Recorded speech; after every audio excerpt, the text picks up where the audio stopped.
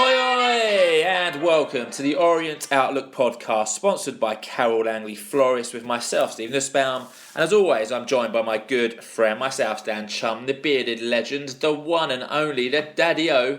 It's Mr. Paul Levy. Thank you very much indeed. Hello everybody, welcome back. This is episode number 418, and thanks as always to everyone who tuned into last week's show. Bit of a hard listen given the results that have been happening on the pitch, but we did it, we have to do it, it's what we do.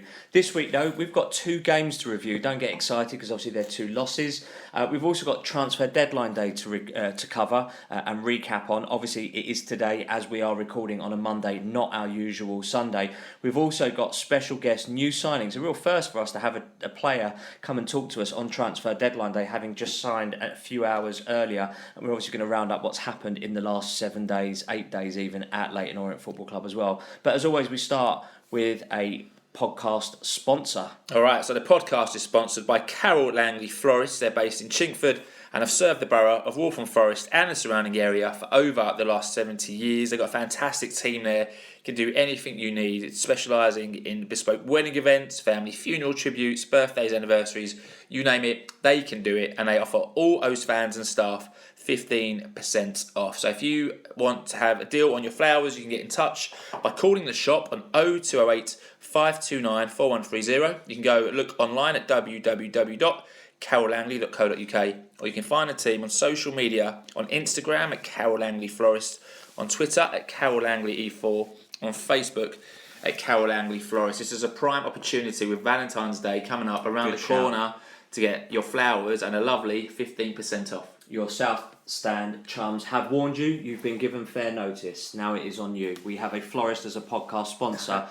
James, if you need anything, we'll give you the details. So that brings us nicely on to our new signing. James Morris, welcome to Leyton Orient. Welcome to the Leyton Orient Football Club. Welcome to the Orient Outlook podcast. Finally, you've signed. What took so long? Tell us the story. No, first of all, thank you for having me on. I'm buzzing to be here. Yeah, it's been a long wait, but it started back last summer. I thought I was going to be coming to you at the start of the season. Unfortunately, it didn't work out for one thing or another, and but luckily the club got back in touch just before January and said that they were interested if I was still interested, and of course I was like, it's such a great opportunity to come and play. So yeah, just this month, just been trying to get it sorted. It's not been easy, but better late than never, and to do it on deadline day has been really good for me. What happened in the summer then for you not to come? Did Watford say, well, we haven't got cover for you, so therefore we don't want to let you go? Was it their decision? What happened? Obviously, within the realms of confidentiality. It just broke down in the end. Obviously, I think Watford had to look at this squad, and they thought I had a part to play in that, and that's fair enough. And I think now is probably the right time for me to move on. So I think that's why I've been allowed to come in January now. So what the last 24 hours been like, James? I imagine it's been quite a whirlwind, lots to take in, lots of media shoots and interviews. Kind of describe what it's been like for you. Yeah, it's a bit of a whirlwind. So 1 minute I was just at Watford training ground, just like a normal day. Next minute I'm saying goodbyes. And then the next day straight having a medical. So that's MRI scans, a load of physio testing. And then today went down to the stadium this morning, did all the media duties, and then finally signed the paperwork about midday. So it's been a good day. Very nice. And in terms of Orient, I mean, obviously we're quite a well-known London club, but what was it about Orient that kind of kept your interest and made you want to come back and sort of revive that interest in us? What was it that sold it to you? I think, one of the big things was in the summer I sat down and actually met Richie and had a really good conversation with him. He told me what the club's about, the play style, the culture of the club, the fans, the stadium, the plans for the future. And I think from that minute I was sold on what the club was trying to achieve. And I think the same again in January. I don't think anything's changed, and it's just a project that I really just want to be a part of. So tell us a bit, James, I guess, about yourself and what type of player are you and your key strengths? Like if you're a forward, you get like a goals rule. If you're a keeper, you get like a save rule. With a left back, it's quite hard, right? Because it's not kind of that headline heavy. So tell us about your game and I guess what you can bring to the O's. I think one of the big things that I pride myself on is just consistency. I think to be performing at a good level every week, I don't want to be a player that 1 week you're like, wow, he's brilliant. The next week you're like, oh, he's had a stinker. So I think that's one thing that I want to do is be consistently good. I think I love, especially as a modern day fullback, and I think it's a growing part of the game. Love getting forward. Love trying to create goals, getting crosses in. But then obviously part of my job as a defender is to defend, so I don't mind doing that side of the game as well. In terms of joining us, you've obviously joined us at a bit of a difficult time. Obviously, you don't need to be a rocket scientist to work out where the league table is and where we sit within that. What do you think is needed to get us out of the current situation that we're in? What are your thoughts? I mean, when I look at the squad, there's a lot of quality in the squad. So I just think it's a case of we just need that first win. I think that's all it ever takes. Whenever you're in a rut of a few bad games or a few bad results, all it takes is one win and get the confidence back, and then hopefully build on the back of that, and then string a few good performances and good results together. I know football can be quite a small world. Are there any players you're already kind of friends with on the Orient team? There's all these little connections that you always find out about. We were just talking about Zach Obiero leaving and hooking back up with Lewis Warrington, who we had a year or two ago. Anyone in the Orient squad, James, who you're already mates with or you know? So I was at Southampton, even though it was a couple of years below me, with Don Ballard. Wow. And then Dan Backman, obviously I was at Watford with, but that's a bit of a touchy subject at the minute. You could say that. Yeah, that's an understatement. Yeah. Yeah. So obviously that was gutting to hear that. But yeah, so at the minute it's just those two really that I've got a connection with. One of the questions I'm going to jump to now actually, because I think it's just a really interesting one that's come in from one of our followers called LOFC Loza, who says, firstly, welcome, and can we please ask you, what is a thing that fans don't fully understand about football that only footballers get? This could be playing with knocks, just giving us a bit of insight into what we fans perhaps don't get to see. That's a good question. I think there's a lot of things that maybe go under the radar people don't know about. I think one of the things maybe people don't realise is, I think especially just being Christmas, I think the amount of time spent away from family and loved ones. For example, like I was on Christmas Day, I was training in the morning, I was then in a hotel in the evening, I was away Boxing Day, and then I was away again New Year's Eve, New Year's Day. So I think it's stuff like that, especially around times that you want to be around family. It can be hard, but it's part of the job. But yeah, I think that's probably a big thing people don't quite understand, is the amount of time you spend away from home and from family and friends. As a footballer, James, do you have any, I think we've asked this to most people who've come on this pod, any superstitions pre-match or post-match that you have? Yeah, well, I've got a couple. As soon as I get on the coach to go to a game, I can't go on my phone until after the game. I don't know when that started, but for as long as I can remember, that's been one. And then another one is I always put my right sock on, right boot on first. Again, I don't know why. It's just something that I've always done. So what do you do on the coach then, James? I imagine most people are on their phones. I've got their headphones on. Do you get the cards out? Do you get a book out? What are you doing on the coach? No, so I'll put music on before I get on the coach, and then once I'm on the coach, I'll sit there. And then once I get in the change room, I'll take music out and I read the match day program, do some stretching, talk to the people around me. Yeah, I don't know why, it's just something I've never done. I don't like to be on my phone before a game. Very, very underrated behaviour, that. Honestly, very underrated behaviour to be on your phone less. I love that. Very quickly, just to go back a step, what's it like as a footballer on transfer deadline day? Are you sort of hung on your phone, refreshing, seeing what's being announced, seeing what your agent's saying, see what a club's saying? What's it like? Tell us what it's been like for you on transfer deadline day. I've had a few different experiences. So when I was younger, I had an experience where I was trying to go out on loan somewhere, and it was deadline day, and I was literally waiting on a call, whether it was a yes or no. And I think I got a call at like 10 o'clock at night saying that it's not going to happen. So I had that. Then there's the experience of, you're not going anywhere, but you're thinking, oh, they're going to bring someone in who's in my position. So that's another different one. And then this is the first experience I've had of actually moving on deadline day. There are lots of rumours, obviously, that Watford were waiting on a left-back to come in before you would go. And obviously, I think most Orient fans had their eyes on Watford to see if a left-back was coming in. And obviously, that news hit, I think, 2 days ago when they signed a left-back on loan from Man City. So I guess at that point, are you thinking, this is it now? Like, I'm pretty certain they're going to let me go? Yeah, I think that was the whole thing for the whole month. Which is fair enough. They just wanted a replacement. So I think this was the first time that when I saw someone signed in my position, I was like actually excited, because it meant that I was going to get to come to Orient, which was exciting. And now you're kind of first choice left back. Does that help?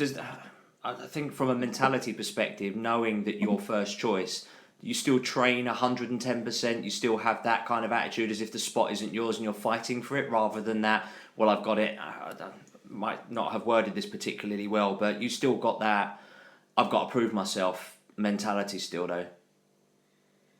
Yeah, no, definitely. I don't think there's many people that can train however they want and not try and still play. I think no matter what position you are and you're in at the club, I think every day you have to train to the best of your ability. And I think if I come into training and I'm not trying, then I've not got a given right to play every week. So I think, yeah, that's one thing I'd like to say about me is I'll go in every day and give 100%.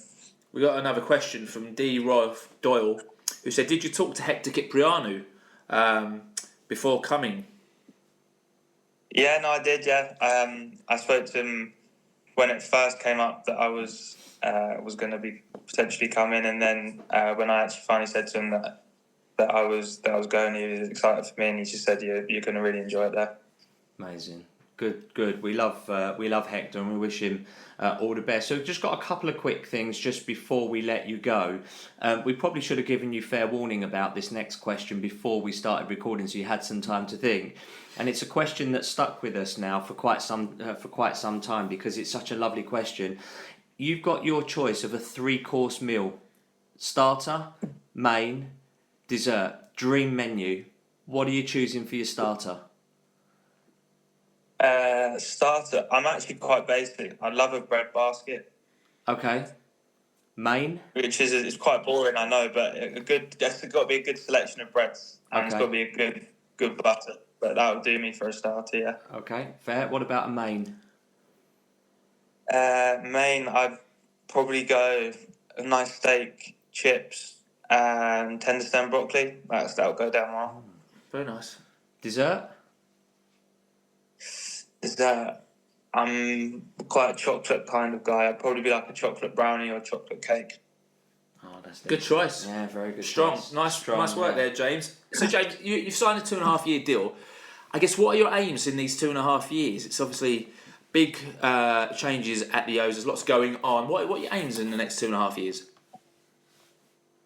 I think, obviously, for this season, obviously the position the club's in, I just want to help them climb up that table as quick as possible and see where the season takes me, and then just build from there, really, on to the next season. And just the ultimate goal, I guess, is to get the club into the Championship.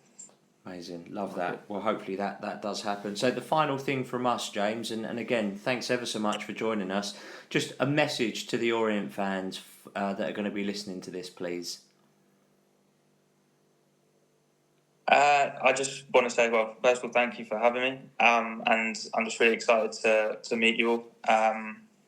Hopefully we can pick up some good results and have a really good end to the season. So there was O's new signing, James Morris, on the day he signed for the club, brought to you by the Orient Outlook podcast. So thank you to James, thank you to the media team for sorting that one out. So On we go with our episode. This is live on transfer deadline day. As we're recording this, we still think there might be a signing, hopefully, as we are live recording. We will see. But for the meantime, we're going to crack on as normal with our friends at the Supporters Club. Let's do that. Saturday the 7th of February, we travel to Stockport County. That's this coming Saturday. It's a 3 o'clock kickoff. Coaches will be departing the Supporters Club at 8:30 and will cost £44 for adults, 42 concessions, 22 for kids. And then on Saturday the 21st of February, we travel to Northampton for a 3 o'clock kickoff. Coaches again will leave the Supporters Club at the slightly later time at 11:30. That's £31. Adults, concessions are 28 and kids are 16. And obviously that is just your coach fare. That doesn't include your matchday ticket. So you now need to call the travel line on 07507 539 579 to book on those or any other away trips. All right, before we go through the week that was, we are just going to give you your weekly reminder that you can support your favourite independent podcast on Buy Me a Coffee. It's a platform that allows you to support content creators. We are on there. We've been on there since the summer. We've had some amazing support from lots of listeners to the pod and lots of fans of our social media accounts. This week, I'm going to say a massive thank you to Jamie Wood and to Orient Ed for their kind support. Appreciate it muchly, fellas. If you want to support the podcast, you can do that. You can just go on Google or any search website, type in Orient Outlook Podcast, Buy Me a Coffee, and the link will appear on your search screen. If not, you can go on our Linktree page, go to the bottom, and the link to our Buy Me a Coffee page is right there. Click on it. It will take you right there to support your South Stand chums. So thanks once again to James. Thanks once again to Ed and to everyone who's continued to support us here at Orient Outlook Podcast Towers. Indeed. Very distracted this evening. I am continually refreshing my phone. It's nearly 9 o'clock. We don't think business is done. I'm continually refreshing just like everybody else. So let's crack on with the week that was. The last 7 days at Brisbane Road starts off on Happy Monday the 26th of Jan with a quiet day. Nothing to report. All right, to a Tuesday 27th of January, we say happy birthday to Young O. And now recently in the news today, which we'll come on to later, Zek Obiero. Happy birthday, Zach. Still on Tuesday the 27th, we were at Doncaster Rovers for an evening kick-off with Cahill in goal, Mitchell, Casey, Happy, Simpson, with Archibald, Abdullahi, Morehouse, O'Neill, Matthews, and Ballard making up the starting 11. Substitutes for this one were Phillips, James, Craig, Backinson, Wellens, Karoma, and Perkins. All right, that meant there were 3 changes from the lineup that started the previous weekend against Bolton Wanderers in that narrow 2-1 defeat, as Caelan Casey, Dan Happy and AJ Matthews all came into the lineup, with Tom James, Tyreek Backinson and Charlie Wellens dropping to the bench. When I saw that, no real surprises there for me. That midfield does look like Abdullahi and Morehouse. There's not really an enforcer. There's not an enforcer in there. Looks very light. Good to see 2 up top. I think we spoke about it away to Bolton. Bit of intent there with Matthews and Ballard up top, so happy with that. Still no Beckles at this point. Lots of rumours abounding around about Beckles at this point. And no Obiero, with Perkins still getting a place on the bench. I mean, no disrespect to Sonny Perkins. It looks like he's going to be here until at least the summer now, you would imagine. But when Perkins is on the bench ahead of someone like Beckles and Obiero, you're probably thinking, you ain't got long at this club. So, not amazingly bad. Could be better. Yeah, very concerned about the bite in midfield. And obviously there's a few players who went off with cramp the previous Saturday who haven't made the lineup. And obviously Forrester at this point was also still out as he didn't make the squad as well, which was a big blow to us. Yeah, totally agree with everything you say there. And there isn't the bite that we would hope for in midfield. But equally, I don't think Backinson's given a very good account of himself. So I don't think he deserves that starting spot. Obviously, there's no Sean Clare in that side either, because obviously he had injured himself previously. But you look at that, and on paper you've got the experience of Happy and Simpson and Mitchell and Archibald and O'Neill and Ballard. You'd like to think against a bottom 4 side like Doncaster, who are struggling, that is pretty much good enough to get some form of a result from. I think we all expected a result of this, didn't we? Obviously, when we signed off the pod on the previous Sunday, coming off the back of a very narrow defeat away to Bolton, I think we were all optimistic about the following 2 fixtures, away to Doncaster and at home to Port Vale, and I think most Orient fans were. I think, to be honest, and obviously we're going to talk about what happens in the game, but I don't think any of us saw this one coming. Agree. Orient Sphincter kicked off and said, been going 40 years regularly and those two in centre midfield could be a new low. Unbelievably shallow. The rest of it isn't too bad. Jord_A82 said this midfield is so weak it would struggle even in League 2. The club communication and recruitment is appalling. Abdullah shouldn't be anywhere near this squad. And as for Perkins back on the bench, it just screams of a crisis. And obviously Abdullah handballed it in the last game against Bolton. Lots of people after the Bolton game were very harsh isn't the right word, but obviously very annoyed. I think it's probably better to say Abdullah. And I think when you saw him in that lineup, you were like, oh. I was livid. I was livid that he'd done such a stupid thing. And it's different if it was ball to hand and then ends up starting. Yeah, ends up starting. There's no punishment there. You can't say to me you didn't mean to do it because that's not normal. He's not a goalkeeper, so his arms wouldn't naturally be up in the air and inside a penalty box anyway. I was absolutely furious. James O'Hagan said Abdullah and Morehouse covering a back three, Mitchell and Theo as wing backs, O'Neill in the middle behind the front two. Wasn't expecting the Spanish Inquisition tonight. Crazy thing is, it might just work. The bench is interesting, but at least it covers all positions. Yeah, Mr. Russ Mills said absolute dereliction of duty by the recruitment committee. Yeah. Short and sweet in one sentence. A bit of a tongue twister there, Ross. Firing shots at the recruitment team there. So the match kicked off with the O's looking to bounce back from the weekend's defeat at Bolton against Doncaster Rovers, who were in 23rd place in League One, coming off the back of a 3-3 draw against Wigan, having led that game 3-0. All right, we're going to cover this one. It feels like ages ago. It was only 6 days ago. Donny went close in the opening minute as Jamie Sterry drove forward, none challenged. He shot and it flashed across the face of goal. That was a warning sign. It was, because we're now going to skip to the 16th minute.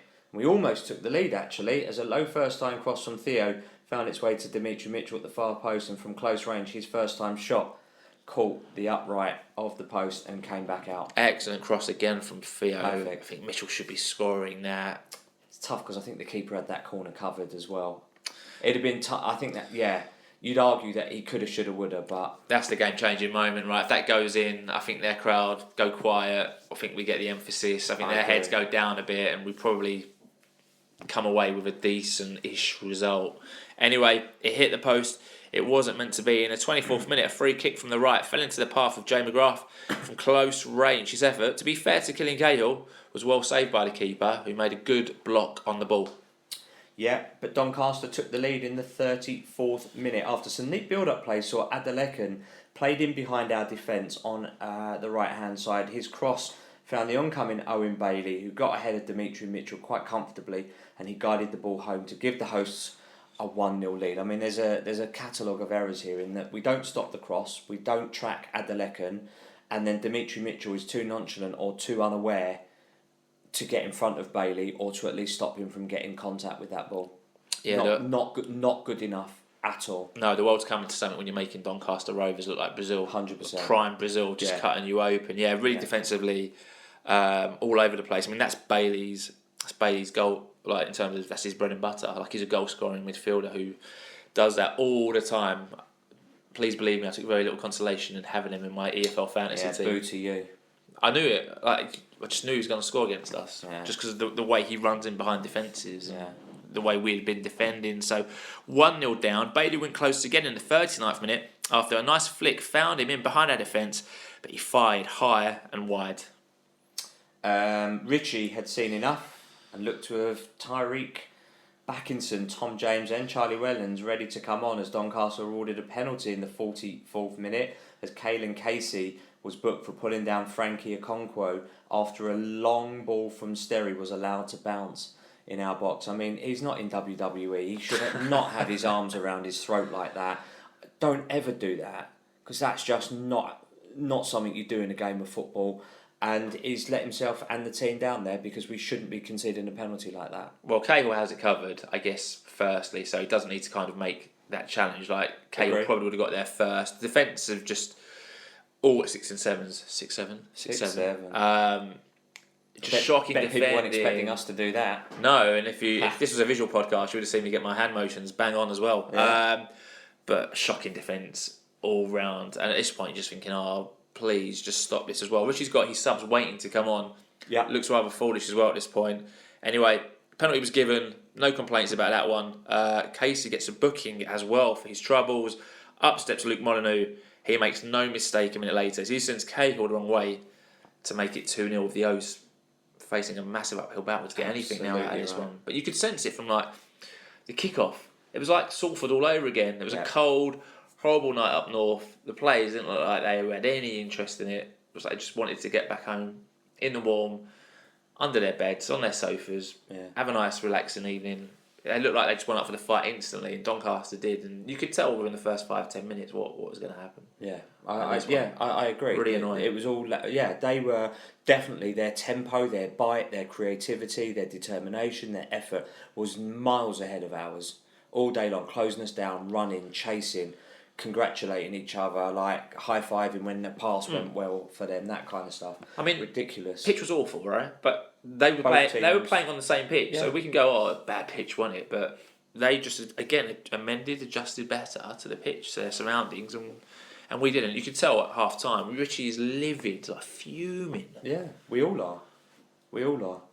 2 minutes of additional time were played, and the half came to a close with the hosts going in with a 2-0 lead. Dirk Turks tweeted us and said, "Can't believe Mitchell at right back hasn't worked. Can't believe Morehouse and Abdullah in the centre hasn't worked. Can't believe the Millwall kid up top hasn't worked. I'm shocked. Who saw this coming?" I mean, we're lucky. We obviously get loads of engagement. We encourage engagement. I will say at half-time, Doncaster game, whether it was on TV, I don't know whether that was driving it, there was a lot of tweets coming into us at half-time. Ed Turns said there's just no substance in midfield and the central defenders are just too slow.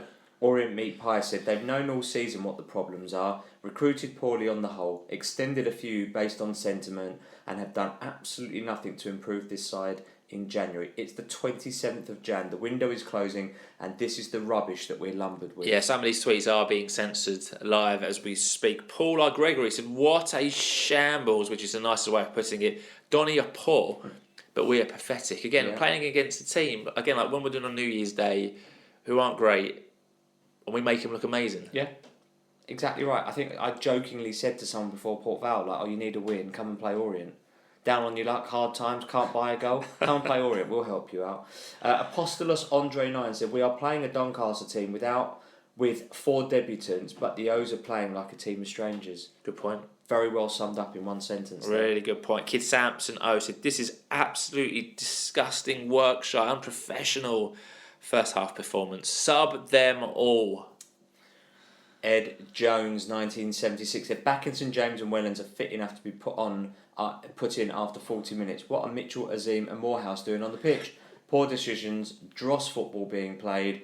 What is Richie Wellens thinking? No pressure on their midfield to prevent them playing. It's shocking." All right, at half time, Richie made 4 subs. Mental. 4 came on. So Tyree Backinson, Michael Craig, Charlie Wellens, and Tom James all coming on, offering Jack Morehouse, Dimitri Mitchell, Dan Happy, and AJ Matthews. Richie ringing the changes at half time. So you could tell, wasn't a happy lad. And 2 minutes into the half, and Cahill had to be in action to make a good save to deny Okonkwo, who fired from 25 yards out. That was a bit of a one for the cameras, I thought, but a decent save nevertheless. I agree. From the resulting corner, the ball came to Molyneux, who took a shot from outside the area. The ball was spilled by Cahill, and Bailey was on top of it to bundle the ball home, and he made it 3-0. I was so close to just turning my telly off and just trudging upstairs. I didn't, but at this point, just thinking, oh my God, just blow the full-time whistle now and put us out of our misery. Our goal difference is taking a hammering. I guess on the flip side as well, Doncaster, who probably looked like they were searched for relegation, this could be the game. This could be the catalyst that we've been after for ages. Like a good they're freeing them up within 48 minutes against us. And we've played absolutely terrible. If you're a Donny fan, you're thinking, well, we're much better than this team. Yeah. We can easily catch this Yeah. spot. So true. Lots of problems at this point. I mean, Cahill obviously gets a lot of the attention for this and fluffing his lines and whatever, but shambolic all round. It's. I mean, obviously, like, he's dropped it, he's spilled it. That should never happen. That's a bit of a freak situation. We shouldn't have conceded a penalty. So 2 of those 3 goals are utterly preventable. All 3 goals. All 3 goals are utterly preventable. Yeah, if Dimitri Mitchell had done his job. better. Ollie O'Neill was booked for a poor challenge on Sterry in the 50th minute. I don't really see the point in continuing this, but we are going to do it because he was lucky. He was lucky not to get a red there. That could easily be. Head's gone at this point. Head's completely gone. You're thinking, just take these players off. Just send them not to get sent off and calm down. 63rd minute, Donny went close again as Okonkwo brought the ball down for Harry Clifton, who had a shot across the face of goal. Yeah, fifth and final sub for the O's came in the 73rd minute. Josh Karoma came on to replace Don Ballard. So Richie doesn't normally sub Don Ballard, but I think even his scoreline, you've got the thought that Richie was like, yeah, this is done, mate. I'm just going to take Ballard off and rest him. So fair play there. Charlie Wellens was booked for a high boot in the 90th minute as 4 minutes of additional time went up on the board. And then no further talking points, thank God. The game came to a close with the O's falling to an abysmal 3-0 defeat in a night to quickly forget in Doncaster. Awful game. Richie Wellens spoke to Dave Victor after the game. We're not going to play it. Richie was very critical of his team, as you would expect, and his squad. Spoke about the transfer window. We're sure everyone's already listened to it, as it was up 6 nights ago, but not a very happy Richie whatsoever, as he should be. So that loss saw us drop to 18th. We had played 28, won 9, drawn 5, lost 14. Goal difference went from -5 to -8. And on 32 points, Billy Legend, your views on the full-time whistle? That very, very short here. That's 90 minutes of my life that I'll never get back. And I think that's probably, to a man, one of the worst, if not the worst, performances I've seen in an Orient performance of recent time. And I say of recent time because there have been many a terrible performance. But given the perceived ability and calibre and quality of signing that we've made, we are definitely being shortchanged. There are definitely people here that are not doing what they should be doing to the level that they should be doing it. So it'd be interesting to see now, obviously with the new signings, how they bed in and what change and positive impact that they can make on things as well. But yeah, horrible. Let's just move on. For you?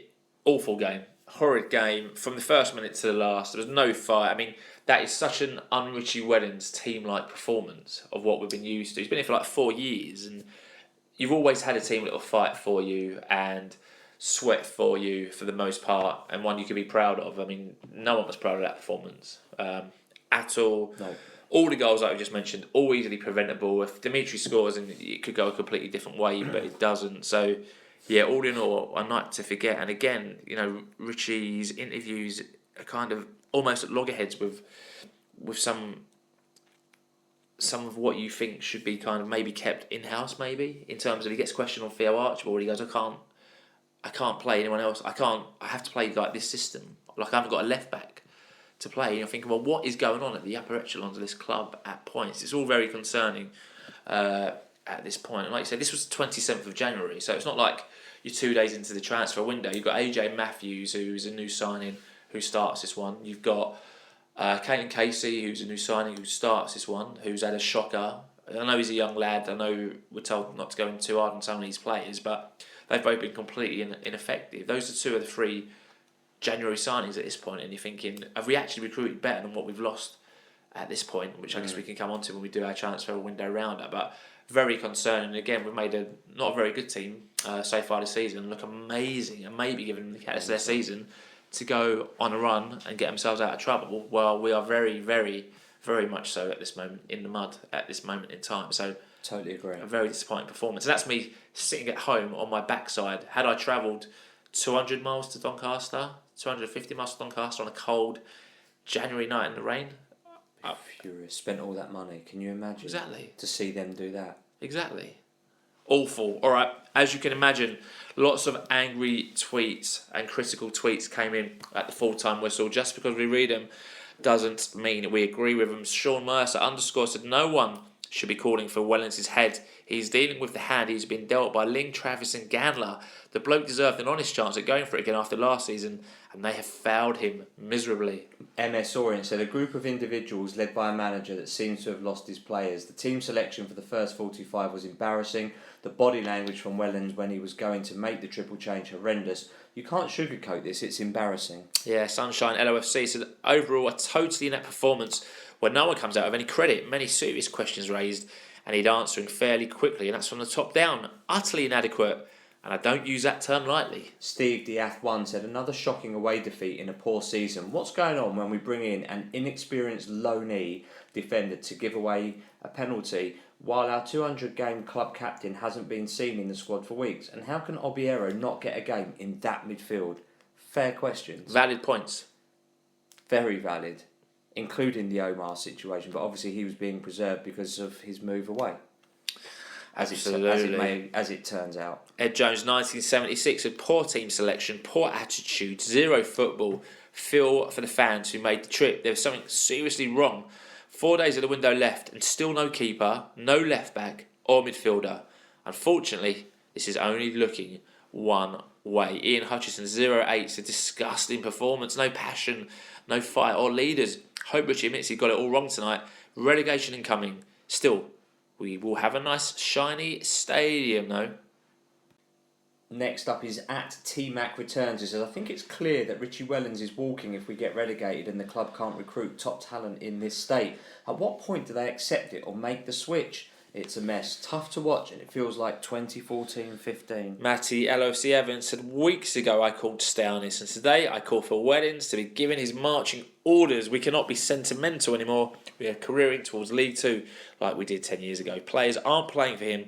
Results aren't good enough. Thanks for the memories. That's quite harsh there, Matty, I must say. But it does look like that something isn't right behind the scenes. Oh, yeah. Right, that the dressing room is not as united with no him way. as what you would think. You can't argue that any players are playing for him at this point. Yeah.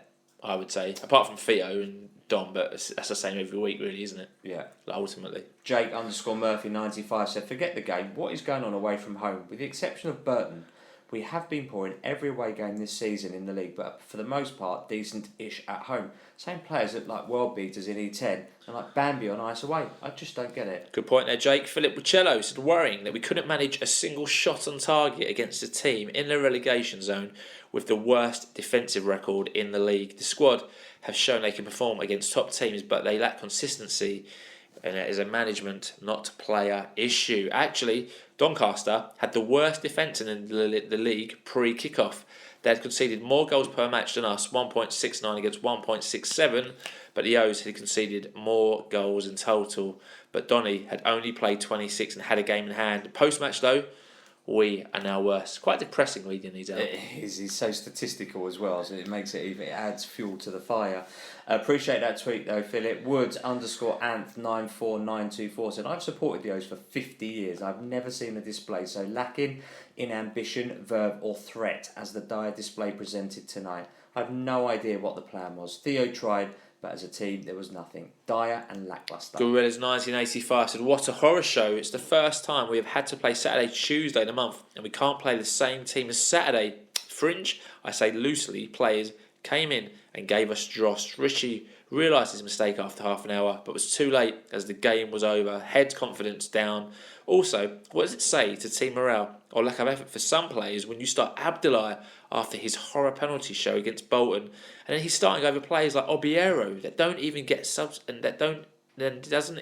substituted in this performance? Yeah, I think we kind of alluded to that before. Yeah, you're rewarding failure, essentially. Marcus Mayners with the penultimate word on this said, the recruitment process wants serious questions being asked. It's been painfully clear for a long time where the holes are, and they're still there. All right, final word, and this one was short and sweet from the Orient Way. So good evening, Luke, wherever you are. So that I don't like being negative, but that was easily the worst Orient match I've seen in my time. Yeah, so the prediction league on this one, well done Steve White and South Stando got 3 points for their correct prediction. I don't know whether to commend you on that fully or not, but well done to you guys anyway. We'll do a top of the table roundup later.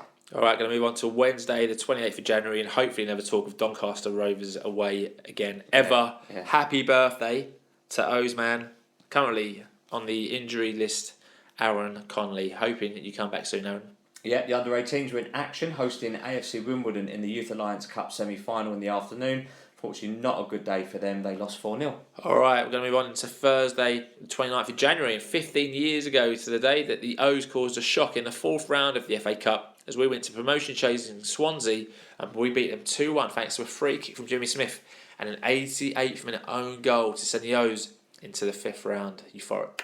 Yeah, the club announced that Chairman Nigel Travis, Director of Football Martin Ling and COO Steve Tate would host an online Q&A on Tuesday the 3rd of February with fans having to apply for only 10 spaces. That's 10 spaces to be able to be on the call.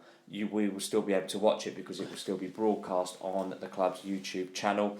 But that was just to be on it and to be able to interact with the three hosts. All right, so that's tomorrow as we record this, so that will be live on the club's YouTube channel as we do that. The club announced also that the rearranged fixture at home to Mansfield was going to be played on Tuesday the 14th of April, so in the Easter holidays, kicking off at 7:45. I think the club may have had the idea of maybe doing an earlier kick-off time for this one, based on the questionnaire they sent to they did, but it was season rejected. Ticket holders. Yeah, we asked for a 7 o'clock kick-off. Mark Didn't Devlin happen. said, and it got rejected outright Fine, by all the right. EFL as well as Mansfield, obviously. All right, so if you're not a season ticket holder, you can go to this one. It will only cost adults £10 and it will cost under 18s a quid. So Tuesday, 14th of April, Mansfield at home.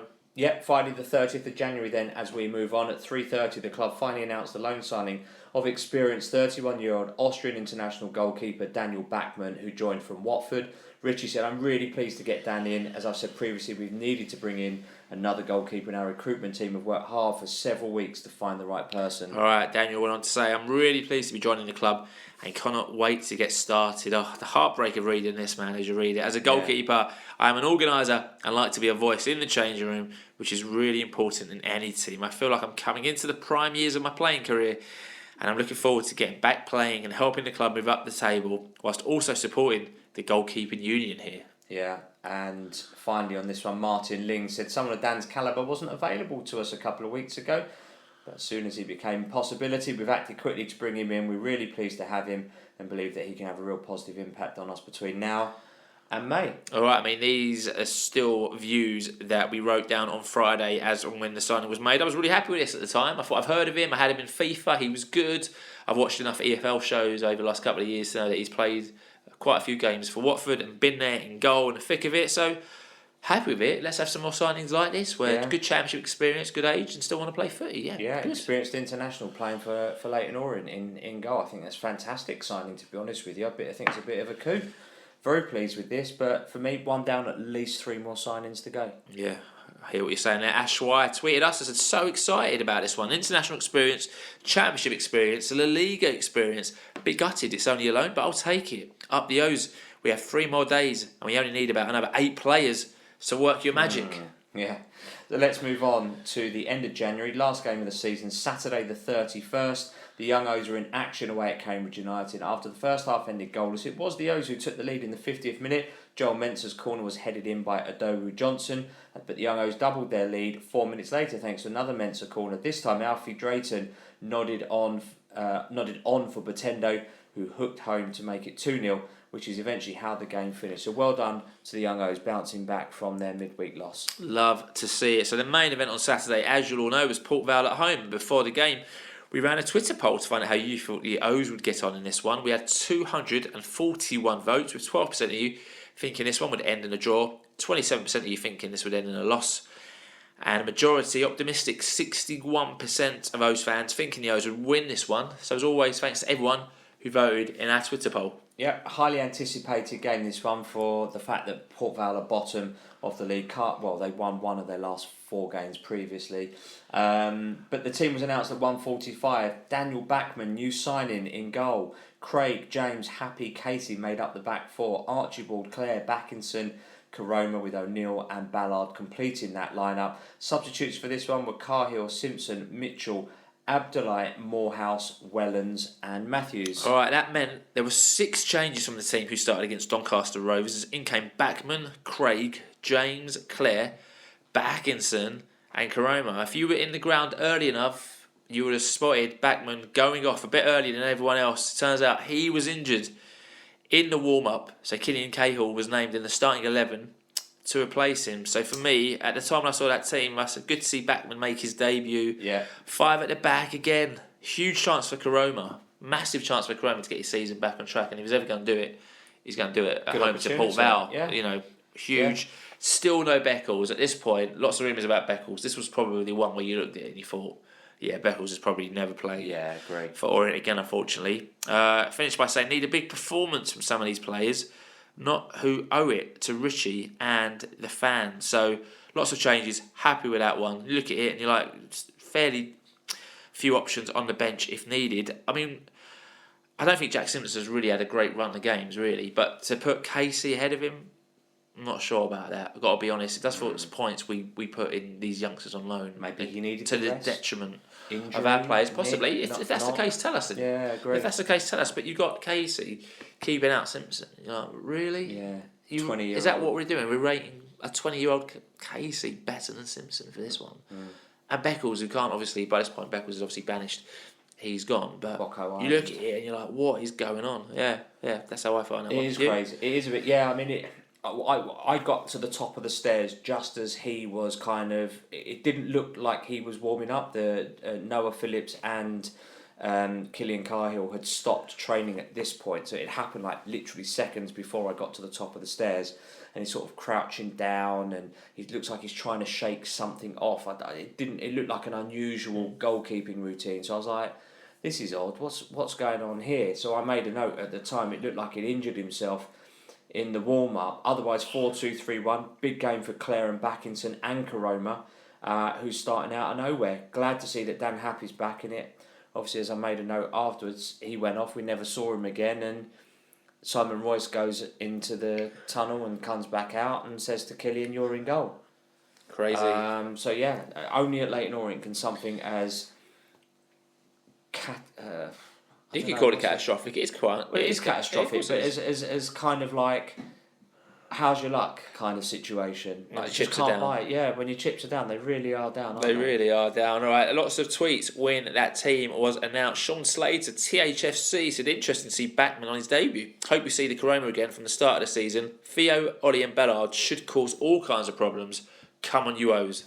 Phil VZ1 said, not sure what Josh has done to get a starting place, but what an opportunity to produce a statement performance. Great to see the new keeper in place. Easily the most important match of the season so far.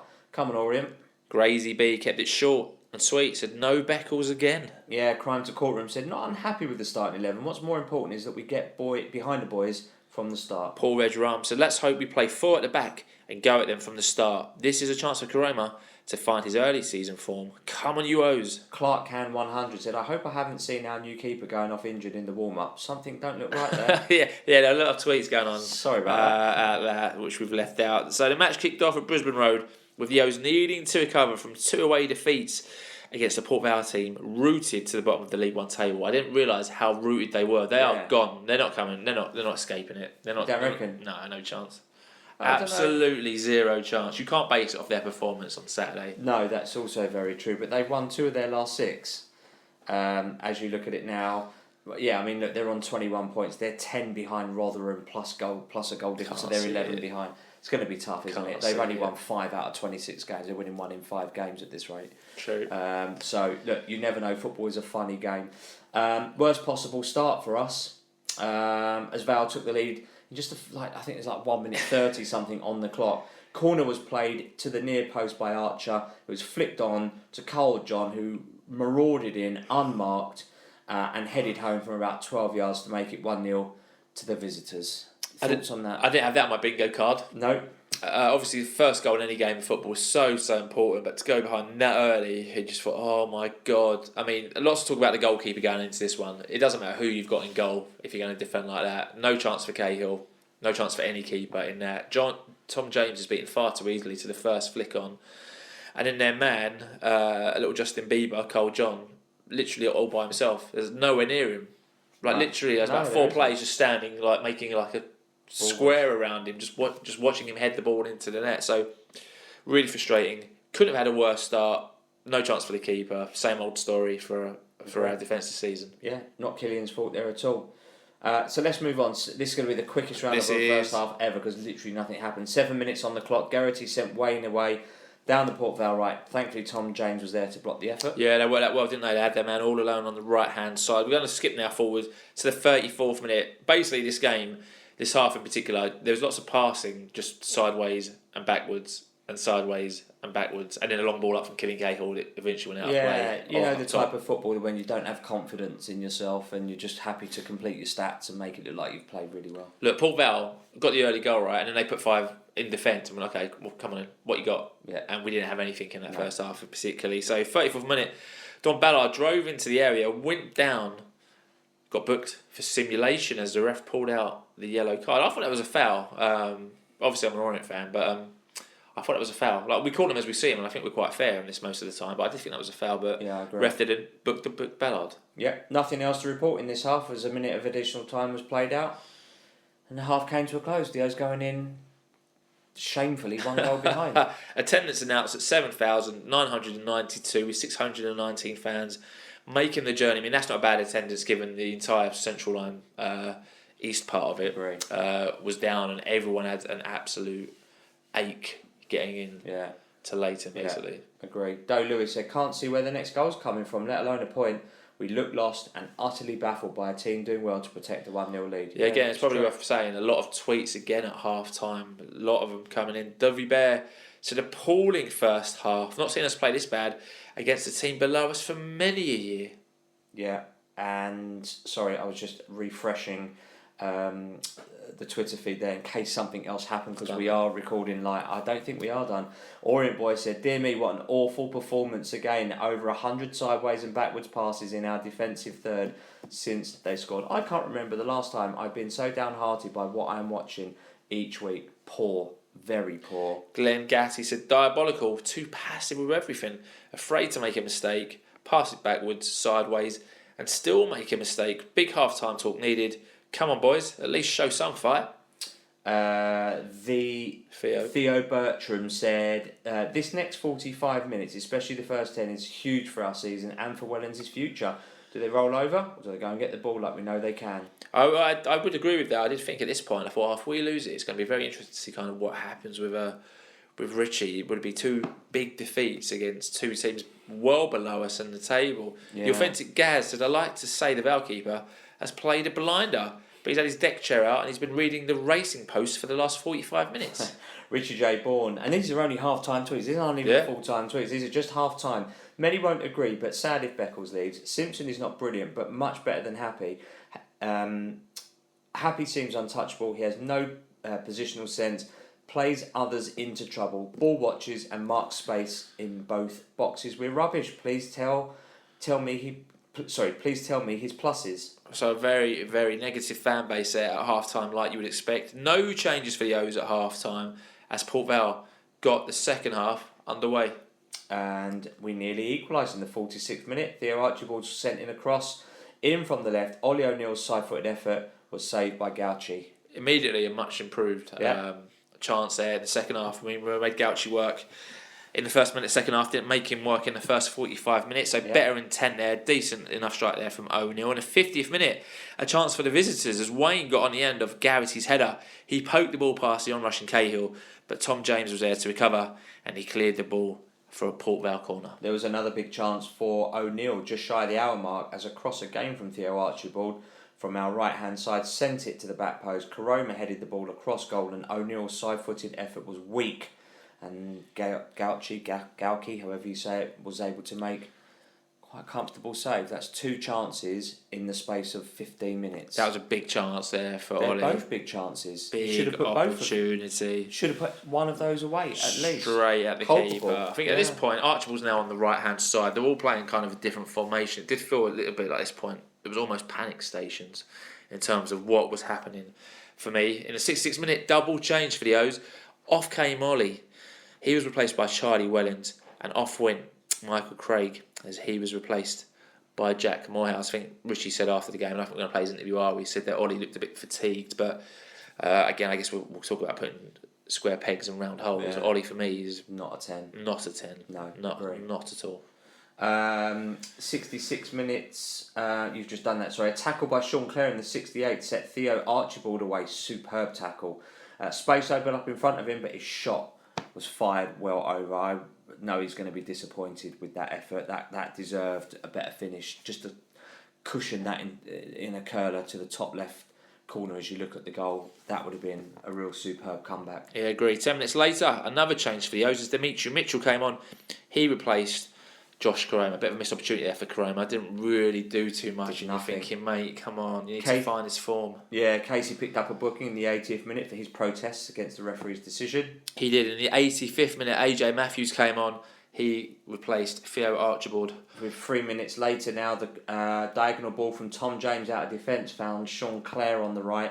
He controlled it really well, drove into the area. His cross came to Don Ballard, whose first time effort hit the post and went out for a goal kick. Sometimes you just know it's not going to be your day. Yeah. At that point, if it wasn't already obvious enough, that completely confirmed it. Up on the board with 9 minutes of added time, and unfortunately in this one, nothing to report.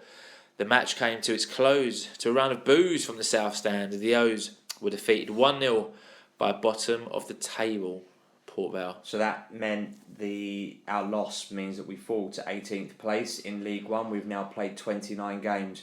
We've only won 9 of those.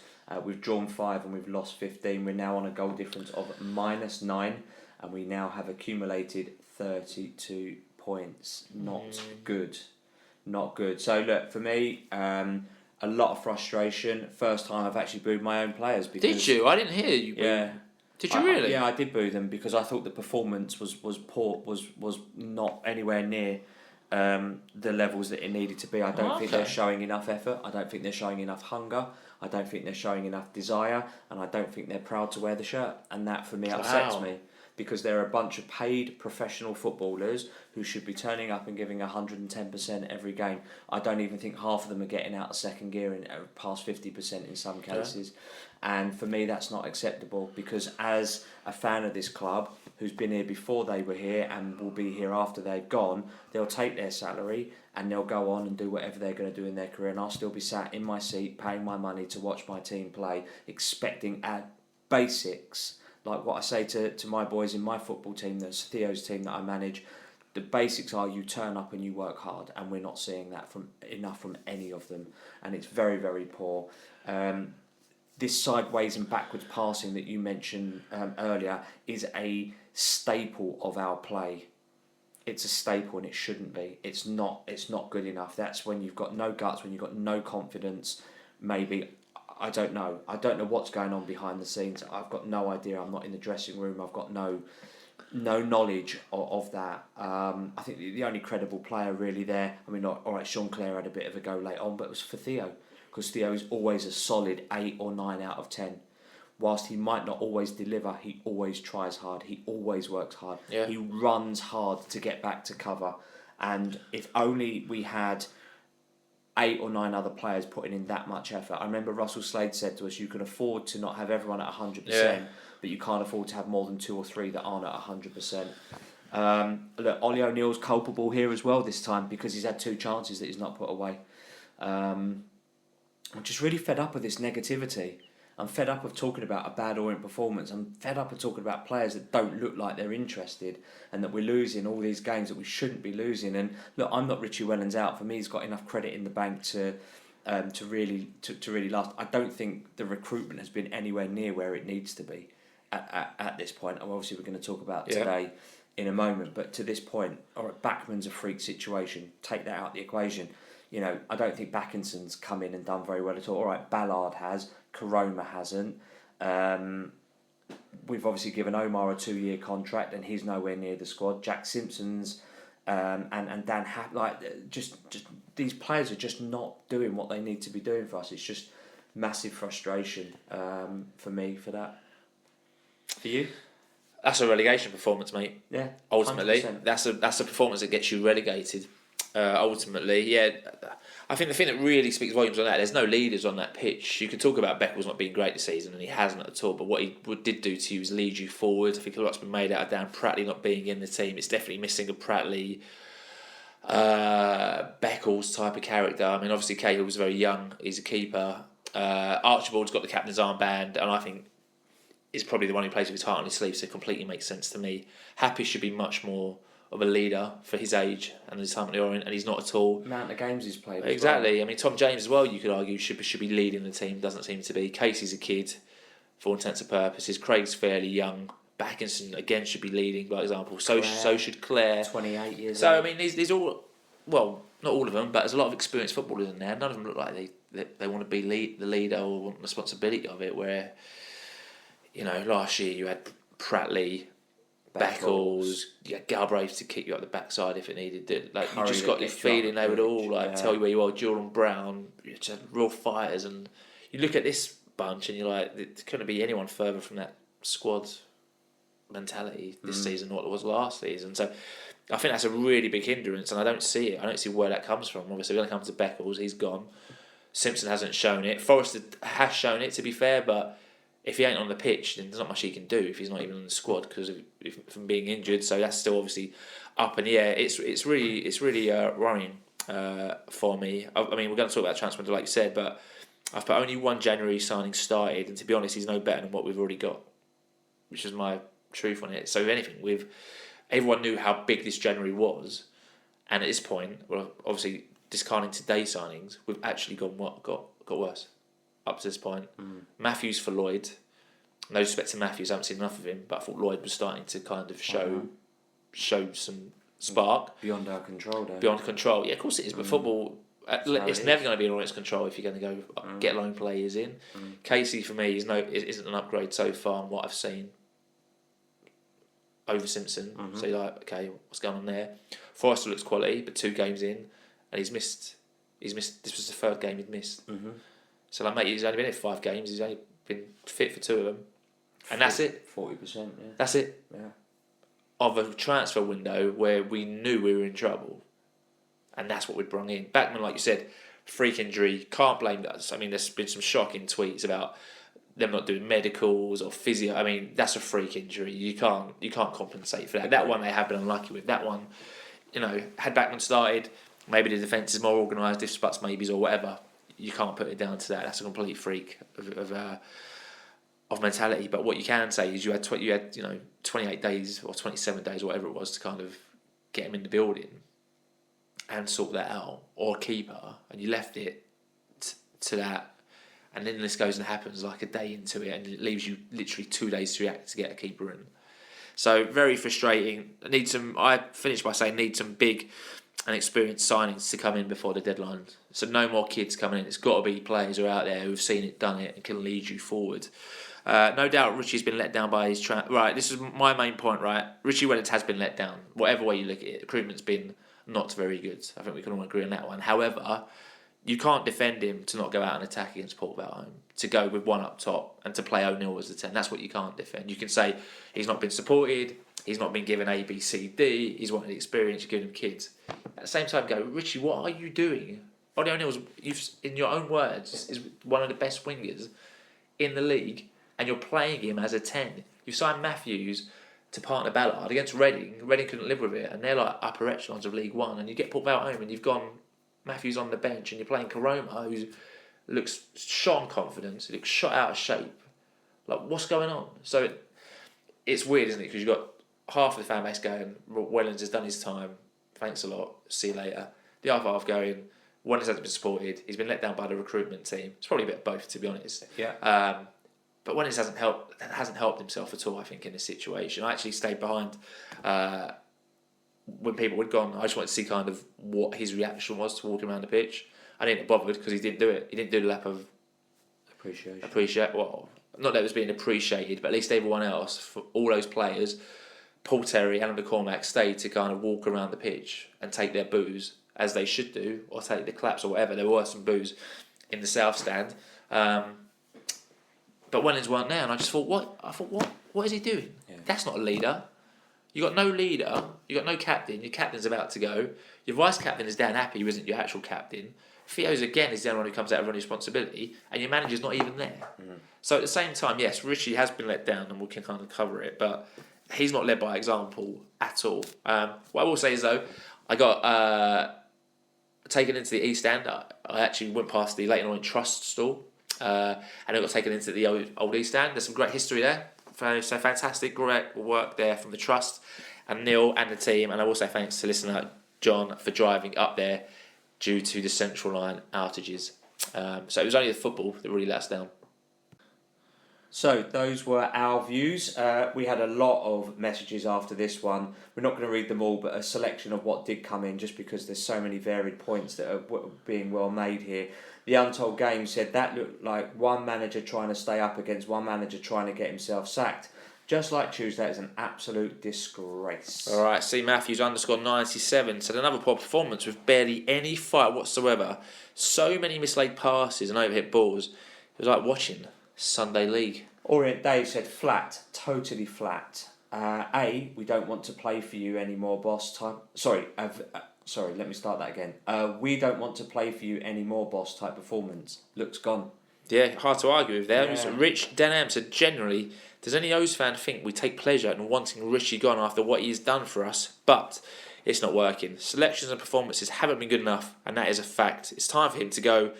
Martin has to take some of the blame as well. Daniel _D44 said that was terrible. Absolutely no fight. Only Theo, Don Ballard, and Dan Happy can get with any credit in that game. Richie Wellens didn't help himself today, playing the worst team in the division. We should have two up front. All our attacking players were isolated, and the midfield was static and slow. I agree with that. We should have taken the game to him. Agreed.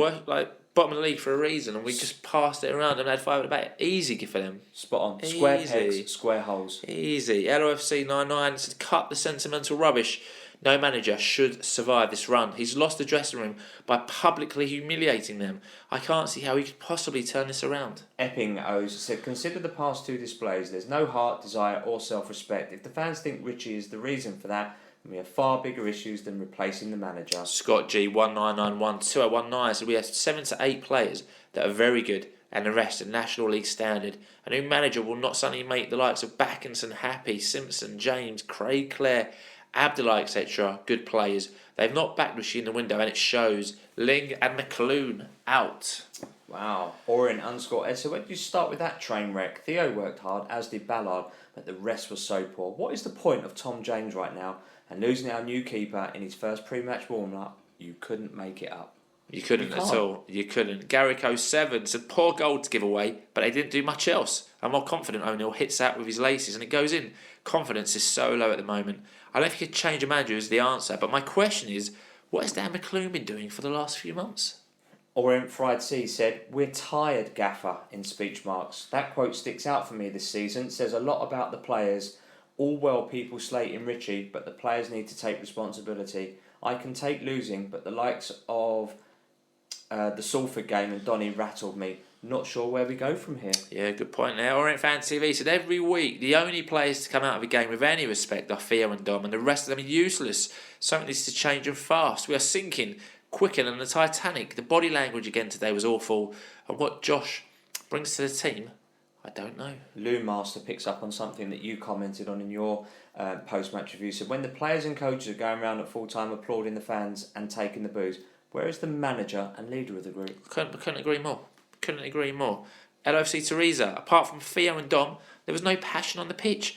Can't make up the goalkeeper during the warm-up. Players not up for a relegation fight. I love Richie for all he's done, but not sure how long he has. The confidence is so low. I hope they're 4 worst teams at the end of the season. Statement. Yeah, agree. Statement. Agree. Paul Ravens 39 said, I think the board needs to be vocal here. I'm not in the Wellens out camp, but there needs to be some accountability. Spot on, I agree with that. The recruitment and coaching teams are falling, so something has to change or be done. It's disgusting from top to bottom. I'm also bored of the best deals are at the end of the window excuse from that excuse that Ling wheels out every time. That may be, but how many games have been wasted in that time? And it didn't matter anyway because Backman is done for the year. The tipping team said, in my opinion, the big hole in the Wellens system has always been when a team sits back and lets us have the ball. In the past, we've had players with a spark to find a way out, but this squad is paceless and flairless and cannot deal with teams who give us the ball. Yeah, I've said it a couple of times. You play better against the better teams who just want to come play football. Again, Port Vale had that line of 5 at the back, and you're thinking, well, it's Ballard by himself just running. It's easy. Like nothing, they can't get the ball to him. Jed _Watson said, a week that should have been a chance to create some distance between us and the drop has been a complete disaster. Manner of the defeat's the most worrying thing, and starting to feel like Richie has lost the dressing room and potentially parts of the fan base too. That's quite an important statement there as well. It feels like he has lost some of the fan base, where once upon a time he was bulletproof, Teflon if you like. Nothing, he'd earned the right and still has in my head, but now there's a vocal minority of the fan base that just maybe his time has come to an end. I don't agree with that, but I think that there's a lot of people that do think that we're bang in trouble. He finishes off by saying, Yeah, it'd be interesting. El Hangles, that was so frustrating because 9 out of 10 times we come away with a point there. There's no doubt it's been a psychologically damaging week, but we've got to keep fighting. 15 points out of our remaining games required. We should be able to do that. Danny Ra 58401239 said, I'm disappointed as everyone with the result, but anyone who thinks the way to turn the form around is by rating and booing the players off the pitch at the end of the game needs to give their heads a wobble. Easy to be good time Charlies. Essex Beers said, we're all unhappy, but the only way we get out of this is by sticking together. Remember the dark days from a few years ago? We got through it by sticking together. Richie and the team need us more than ever. It's easy when everything's going how we want it. Now we need to back Richie, the coaches, and every player with an Orient badge on their chest. Miller President said, you can almost pinpoint the moment things started to slide south. The dressing room was rattled by Richie being linked with the Luton job, and the stability in that dressing room has never come back. Interesting point. Is Richie the man to bring the O's back to winning ways? Maybe not. Good point. Very good point there. Well made. Point. Dean_7 Cox. He loves the O's. He loves the pod. So the long-term solution for a goalkeeper should have been sorted earlier, but still 3 to 4 players needed in my opinion. And with the league position, having lone players in a dogfight isn't ideal. Hoping a couple of more come in with a point to prove and hit the ground running. Experience is needed in my opinion. Richie is very experienced. I think he will steer the ship to safety. I don't agree with booing. Manager, fans and players should all stick together through the good times and the bad. Come on you O's. Gould Howard has the penultimate word on this. He says the majority of these players are just not good enough at this level. Who bought them here? Lazy recruitment? Always the last minute transfers too. So many mistakes since the playoff finals. The league doesn't lie. You can't polish turds. So with Beckles gone now, that's only 3 players out of the starting 11 who are still here. And someone said one of them hasn't even played a game this season. I can't remember who that would have been. But Obiero's played or not? He would have been in the starting 11. I think Ollie O'Neill is obviously here. Theo? Happy is still here. Theo weren't fit for that game. Was he not? I've played a final. No. Theo Archibald. Sorry, I've got Dan Happy in my head. Sorry. Yeah, Happy and O'Neill. I can't remember who the other one would have been. Simpson? No, I don't think Simpson played. Tom James? But he's played. He wouldn't have played, don't know. But you can see literally in not even a year the amount of turnover. Good players we've lost. 9 months. Final word this week goes to Doyle_Hooper. It's a tough one to take, but we have to get behind Richie and the team. We've enjoyed massive highs in recent years, and now we're at a low point. We need leaders on the pitch, in the dressing room, and behind the scenes. It's time for everyone to pull together. So there's a lot of messages there. So let us know if you agree or disagree with any of these that we've read out. Let us know what you think. You can tweet us. We're on Instagram, Blue Sky and Facebook. You know our social handles by now. You can email us. We're orientoutlook1881@gmail.com or orientoutlook@outlook.com, whichever is your preferred one. All right, Prediction League. Only one correct prediction. Only one person went for 1-0 to the visitors. That was LOFC_PalmEX, who predicted the correct result. He gets 3 points. So top of the Prediction League sees Stroppo at the top on 13 points, followed by Ben Winlock 13, Steve Latas and Patrick G 3-2-1 and 12 points. And in third place we got Big TB47 and Kurt Mail on 11 points. The full Prediction League table is on our Facebook page. And as always, thanks to everyone who has predicted in our Prediction League. Indeed, so that concludes our football business really from that point of view. But Sunday the 1st of February, we're going to catch up with the ladies now. So this is an update from LOFCwomen.com, who said today's Greater London Premier Division match finished 18-0 to the ladies in red. 18-0. Do not adjust your volume. That is correct. It was 18-0 to the Orient ladies at this point. Not even sure whether to call it football or performance art. Either way, we're pretty confident it's the biggest scoreline in the club's history, unless someone once scored 19-0 in 1923 and forgot to mention it. All right, that clean sheet bumps the goal difference to plus 124 from 10 games, which is the sort of number you normally see in basketball. Not football, but here we are. Now, Sporting Duet, remember them? The only team who to have scored a league goal against the O's this season. They lost 14-1 last time. And some of their fans accused us of having millions and being arrogant. Millions, if only. Arrogant? Well, after today, they may have a point. Let's just say the team didn't exactly go easy on them. The goals came in waves. Hat-tricks for Poppy Binding, Georgia Griffin and Lucy Porter. Doubles for Gemma Baker, Eva Carvalho and Victoria Kiss, and singles from Hayley West, Grace Gillard, and debutant Macy, Windsor. And that's with 5 big names missing. 5. Most teams lose 1 player and start to worry. We lose 5 and still bring on 3 newcomers. Macy Windsor, Edie Miller and Isabel Irvine, who strolled in the second half and fitted right in. They looked sharp and skilled. Richie Rennans must look at this conveyor belt of talent and think, where's my version of that? Now, some may say these scorelines are getting ridiculous, and to be honest, that is fair enough. But when we win the league, and we will, the Women's FA has a puzzle to solve because no one wants another season of Orient turning up and accidentally recreating cricket score. So hopefully, someone in an ivory tower somewhere applies a bit of common sense about where we play next year. And just to be clear, that is the view as an independent fan group. We don't speak for the club officially. And that is the update from lofcwomen.com, which was very kindly received yesterday. So thanks for that update, guys. So let's move on. Today, as we record this, is Monday the 2nd of February, also known as Transfer Deadline Day in football circles. And we expected today to be a busy day. And it starts off for us at lunchtime with news that Omar Beckles has left us. It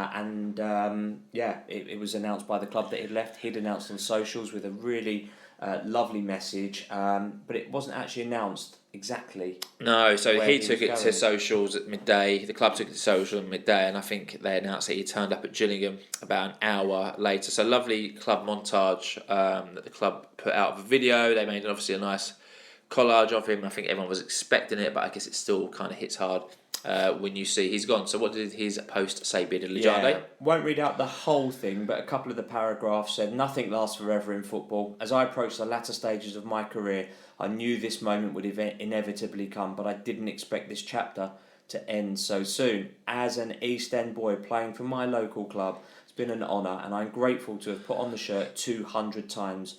While the first half of the season didn't pan out how any of us wanted, I leave the shirt in a better place than when I found it. I've been so proud to help and lead this club from League Two in a challenging place to knocking on the door of the Championship with some incredible experiences along the way. I've had some of my best moments and memories during my time here, but the best is yet to come, as I know I have so much more to offer. No one is to blame, and it's not time to take things personal. This is football, and the club and I have parted on good terms. After all, we've achieved together." There is a much longer version of that goes on, but the crux of it. Fair play, Mr. Beckles. I mean, he's not had the best season, I think it's fair to say, but superb for the most part. Obviously joined us when we were in League Two, captained us on our title-winning season. And last season, whether you like Omar or don't like Omar, he was absolutely immense in the second half of that season. He led the team brilliantly. That's what we've been lacking this season, I must say. Brilliant leader, an inspiration to many players, obviously a very faithful man, very devoted family man. Yeah. I think we're going to feel his loss. I think as a collective group in the squad, I think I can tell you that much. I wonder what happened. There's definitely more to that story. He started against Luton about a month ago, where we got absolutely hammered. He wasn't any worse than what the other players were on that day. He hasn't played for ages. Only about a month, mate. I think he started against Luton, if I remember rightly. I don't know if he started against Wimbledon, but big shame. You? Yeah, it's very disappointing. But listen, there's no room for sentiment here. The last time he played was New Year's Day on the 1st of January. I'm saying. So it's even more recent. Yeah. So he hasn't played in a whole month. And then before that it was Luton in that 3-0 loss. But yeah, look, it's always sad to see good people leave the club. But unfortunately, as we've seen from the performances, at times he's just not at the level that we need it to be. And I think the league has moved on. And look, he's not a spring chicken. He's not 24. He's 34 or 33, whatever. So to that extent, look, he's been a fantastic servant to the club. Unfortunately, like he says, all good things do come to an end.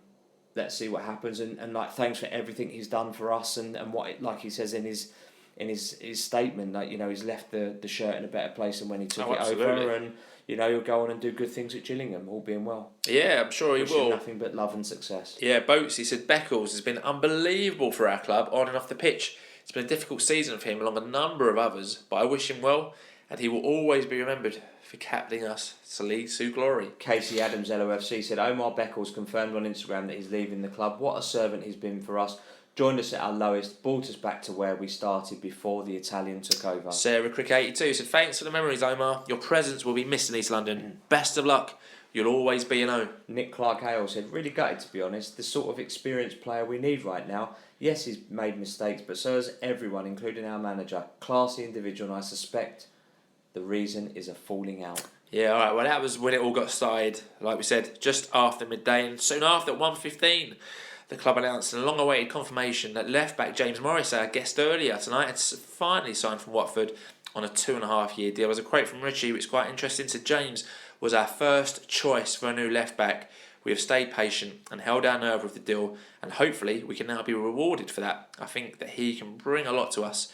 He is a good age and size, has a good left foot, and I'm looking forward to working with him. Said first choice. If you remember, Richie interviewed a couple of weeks ago, said you're deluded or delusional if you think we get our first choice. Well, Mr. Wellens, that's your quote that you've just said there. First choice. Let's see what he's got. We've obviously, like we said, waited a long time for him. It was rumoured in the summer. Didn't happen for whatever reason. Again, it's happened right on the cusp of deadline day. Well, it's happened on deadline day. Had to be patient. They haven't moved for any other left backs. That's the man they wanted. That's the man they got. I imagine he goes straight into the team to face Stockport County on Saturday. Look forward to seeing him. Agree. Good addition. Yeah, agree. I mean, delighted it's been announced finally, as we said at the top of the show in our interview with him. Look forward to seeing him play now. Let's see what he can bring, and maybe he can be that counterbalance that we've been missing. You know, Claire, James, or Craig as the right back, him at the left back, and two natural centre backs now. Not having a left-sided centre back playing at left back. Well, it gives you options as well, right? You presume Theo Archibald goes and plays up top somewhere.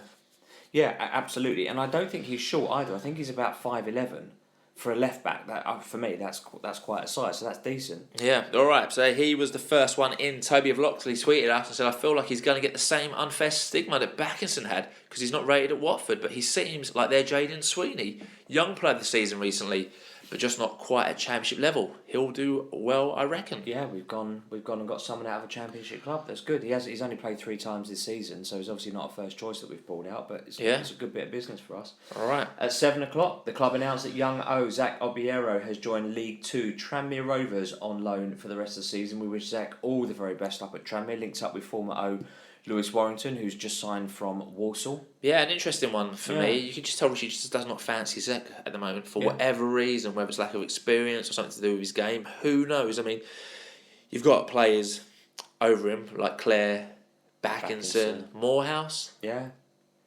None of them have set the world alight for me. No, Obiero has never really been given a chance. And when he has, Richie's always mentioned him as by name. So we'll see what happens there. Hopefully, I mean, I imagine he gets in Tranmere's starting lineup. I would imagine based on where they are at the lower half. You'd like to think so. Of League 2. A few tweets on this one. Orient Dart said, "This is a terrible decision. I just don't get why Richie hasn't used him, especially with the state we're in. Probably get an unknown kid on loan to replace him, who also won't play." Soundstando said, "Bonkers. Of all the central midfielder who looked most composed on the ball, seems to just find time on the ball." Lewis Fear _ said, "This team is missing a leader." That's what. Oh, this is supposed to go into the part about Beckles. Lewis Fear on Beckles. This team is missing a leader. That's what this fella is. We'll miss him this season and next. Best of luck to an Orient legend. So, yep, Zach, we'll be keeping an eye on Tranmere Rovers. See how he gets on. Imagine he comes back, gets ready for pre-season, and hopefully makes a challenge for a starting place at the start of next season. Ultimately. So that was at 7:00. Don't forget, deadline was at 7 p.m. There's still obviously lots of announcements going on. 7:30 in, the club announced the signing of 25-year-old midfielder Dylan Levitt. He joins on an 18-month deal from Scottish Premiership team Hibernian. Dylan said, "I'm delighted to have signed for the club. It's an important stage of my career, and I'm looking to use my experience to help push the club up the table. It hasn't been the best of seasons here so far, but after speaking to the gaffer and those at the club, I think the form can change quickly and we can move away from the bottom end of the league." Views on that one? Yeah, look, comes from the Scottish Premier League. Is it's a level above where we are, or at least really. So it's a good calibre of signing, in my opinion.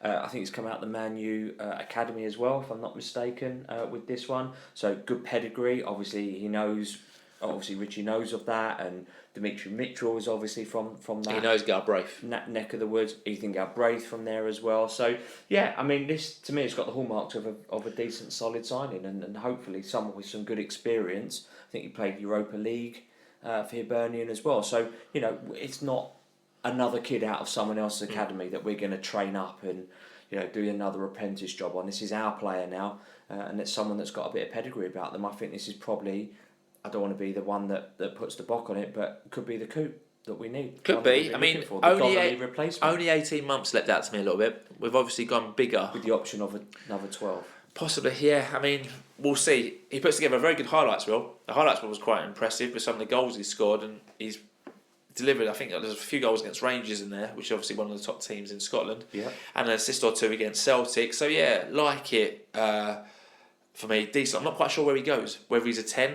whether he's an 8, mm-hmm. what part of the system he fits into. Does he go alongside Backinson or Clare? Or does he play further up and become the 10 and you have Ollie on the left playing off? Like, gives us obviously different options. I imagine, again, he goes straight into the first team.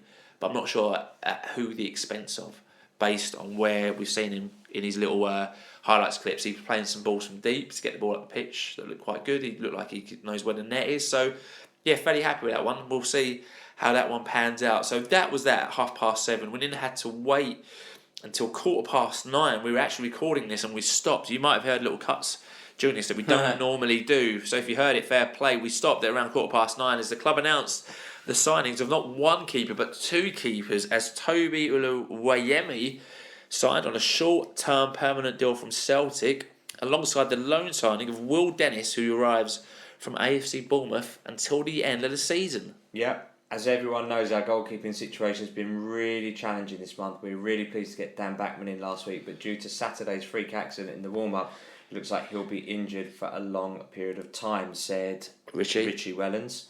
After Saturday's game, we had a board call, and the board, have really supported us to bring Will and Toby in. I'm really pleased to have them both. All right, Richie went on to say Will has had an injury, but is back in training at Bournemouth. He needs one more week on a training pitch and a practice match before he is eligible for selection. Will is a commanding goalkeeper who comes highly recommended to us by Matt Harrold. And on Toby, Richie said Toby is someone we have watched a lot, and although he is young, he has a lot of mature qualities and experience for his age, and it's up to him to earn himself a longer contract. Both players will fight for the starting spot and will add some good depth to our goalkeeping department. So a double whammy there. I thought we might get one in. I didn't expect two in. Well, one's injured anyway, right? So hopefully he's not for another couple of weeks. Will Dennis isn't for another couple of weeks. I think it's quite harsh on Cahill. Yeah. Because you imagine if Dennis and Toby are both fit, that Cahill isn't even making the matchday squad. Because imagine Noah Phillips probably goes on loan somewhere. See you later. Cahill probably gets experience back in this season. We'll see how Toby does. Obviously, short-term contract. See if there's any talent there that can take him forward potentially. Will Dennis, obviously only on loan due to Harold. So we'll see. I mean, it's difficult, isn't it? It is. I mean, literally this season you've had Sinkin, Cahill, Backman. Now you've got Toby. Now you've got Dennis. You've got Noah Phillips, who had the mumps. Yeah. That's 5 goalkeepers. That's a lot of keeper. That's a lot of turnover. I'd be interested to see who is actually the number one when they're all fit and ready. But look, we've been moaned the lack of goalkeepers. Now we've probably got slightly more than what we bargained for. Hopefully they're all great. We'll see. Toby's only 22, so still a fairly young keeper. You imagine he probably goes straight into the starting lineup away to Stockport. We'll see what happens on that one. Can't say more than that. And we knew at that point that wasn't done right, because normally the club will say when they're done. Yeah. We've carried on recording. It feels like this has been recording for podcast. Ages, although it's only an hour 28 minutes so far. It feels like a lot longer sitting here in this room, because we've obviously done the Morris interview earlier. The last signing was announced at 10 p.m. The club revealed that Favour Fawunmi has signed on loan from Stoke City until the end of the season. 19-year-old winger. He's played as a sub in the last 2 championship games for Stoke. Come on the pitch. We've got him now until the end of the season. Your views on that one, being a legend? Yeah, look, I've seen the highlight clip of him. He looks a very exciting player. He's local from East London, so it obviously makes a lot of sense geographically for him. But do we need another winger? Are we that short there in terms of having Theo? Does Theo now need a rest because he's overplayed? Is Ollie needing to be sharpened up? Not sure what the rationale for signing this is, but look, we'll see what happens when he puts on an Orient shirt. Could be one that really gets us out of our seats and something that we need. Yeah, I hope so. I mean, it makes up decent numbers and gives you another option, right? Lamar Gordon hasn't obviously got anywhere near the squad and don't expect him to. No. Really, ultimately. O'Neill, yeah. Archibald, yeah. Obviously, Connolly, when he's fit, was playing on the left. Hopefully, gives you a bit of strength and depth. He's not, but when Ballard was as the 9, we've seen some really great stuff out of Connolly on the left, right, and he was playing O'Neill on the right. And obviously, when you got a full squad, you got Archibald and maybe Favour to challenge for starting places. So that was it. That is done. January has seen a number of ins, a number of outs. Are we stronger than where we started? Don't know. Let's go back and have a look. Gone from the O's. Tommy Simkin left early Jan, as did Teo Adamarola, as did Joe White. In terms of other players leaving the O's, DJ's gone on loan to Barnet. Chinedo's gone on loan to Barnet. Obiero's gone on loan to Tranmere. And Beckles has gone permanently to Gillingham. I guess surprisingly or maybe not. I think a lot of people expected Sonny Perkins to leave. As far as we're aware at this point, he's still at the club. Although isn't the National League window still open? It is. So maybe we'll see what happens on that one. I guess with all of these people coming in, there's players on the bench, or maybe not even in the squad, we're going to get pushed down even further. So we'll see how that one plays out. So there have been 7 out. In terms of ins in, Will Forrester was the first one in. I think we agreed we like Will Forrester. Just needs to be available for more than 40% of the games. Yeah. Being brutally honest. AJ Matthews has come in at the expense of Alfie Lloyd. I guess Alfie Lloyd didn't count as an out. We should have done, so that's 8 out. Alfie Lloyd is left. So Lloyd for Matthews is a straight swap. Caelan Casey is coming on loan to the end of the season. So that was it up until today. And like we said, and we've run through, today you've seen 5 in from James Morris on a perm, Dylan Levitt on a perm, Toby Oluwayemi on a perm, but until the end of the season, with Will Dennis on loan and Favour for Winme on loan. And we also included Daniel Backman within that on loan, although we expect Backman to probably have to go back to Watford. That's 5 loans this window that we've got, plus Jack Morehouse. So technically we have 6 loans. There is a big Man United account that we have been tagged in who said Jack Morehouse has gone back. Hasn't at Orient anymore. We will see on that one. Happens, obviously, we're recording live, so we're quite limited on what we can do and what we can pull out. But we've been tagged in a tweet about Morehouse going back, so we will see on Morehouse. Do you know what? If Morehouse goes back, I wish him the best of luck. But he's not taking me by storm at all. I agree. And we're in February now. We could argue Donnelly took a while for him to get going, but by this point, Donnelly was well in his stride. Not seen it with Morehouse. Got to be honest, whether we're not played him in his preferred position or not giving him match fit, I don't know. But if Morehouse goes back. Fair questions. It's fine, not a problem. To me, I agree. Were we stronger going into this morning than where we were when we started? Absolutely not for me. Are we stronger now? Looks like it in terms of the numbers, but again, I don't know anything about these players. But obviously, we hope they do as well as what we can. We'll give them our full support. I expect Levitt and Morris to go straight into the starting lineup. I expect Toby to go straight into the starting lineup for Saturday. I expect Favour to probably go on the bench, and obviously Will Dennis is injured. I think Favour may even start ahead of Theo, just to give Theo more of a rest, because Richie said post Port Vale that Theo was only meant to play like an hour or so, and he ended up playing like 80 odd minutes. So you have to be careful with Theo. You have to remember he's had a whole new knee cartilage. Yeah, I mean that was on the back of Saturday, Tuesday. Saturday was they getting a 7-day rest. But nonetheless, he's still been playing Saturday, Tuesday. So you never know. He could come on. They could. Oh, I expect. I'd be surprised if he doesn't start on Saturday. Fair. But I mean, lesson, absolute testament to Theo Archibald. Yeah. That I think is undroppable. Yeah. Really. I agree. Like high up the pitch. I guess it gives Richie has now got the left back that he craved and wanted, so he can now play 4 at the back and play to what he thinks is his strongest formation, which is obviously his 4-2-3-1 that we've seen him play. So you imagine Morris, like you said, left back. If Forrester's fit, that could be huge, right?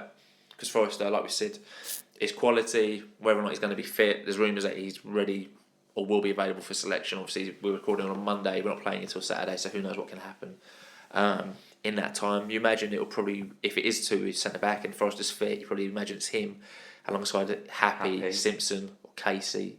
Probably Happy or Simpson, you would imagine. And then right back, obviously you've got a number of options in Claire, Craig, James, whoever you want to play. Then centre midfield. That's your back 4 sorted. So that's your back 4 sorted.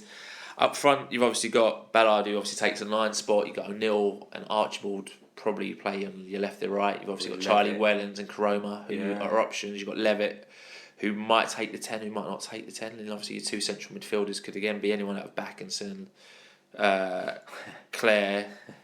I'm going on a Stockport County podcast tomorrow night. This is going to be fun to Yeah, talk good about. luck for We've you. got Good luck for absolutely you. no idea what the lineup's going to be. No, but that's Yeah. good. That's good because it's been too predictable. You know, like we said, when we lined up away at Donny, Abdullah's in that first 11, and you're like, mate, you literally handballed it and conceded a penalty where we lost the game, And then got and you're rewarded. literally still in the first thing. Whereas now, if you make a mistake, hopefully you're out and until you can get yourself back in it. So happy with the way today's gone. Hopefully it's quality over quantity. Agreed. But as I say, it's hard to know really because I don't know too much about these players. Obviously, Levitt's highlight reel looks fantastic, looks really good. I don't know anything about the two keepers. Favour, I don't know anything about him.